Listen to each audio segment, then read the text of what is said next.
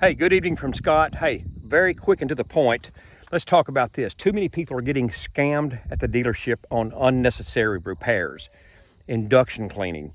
And if you refer back to one of my videos going back months ago, the dealership wanted to sell my wife new tires when we had brand new tires on there that were only 6 days old.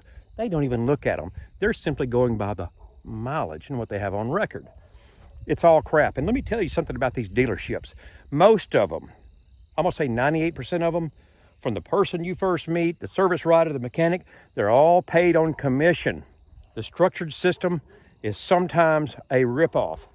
If they try to sell you what you think is an unnecessary service, number one, you go to your glove box and you get this, and you look in that service manual from the automobile manufacturer, and you see if it says it. If it's not in there, don't fall for all this fuel induction cleaning or the fuel injector cleaning. It's all a bunch of crap. Trust me. This is Scott, and I'm sticking to my story. Thank you.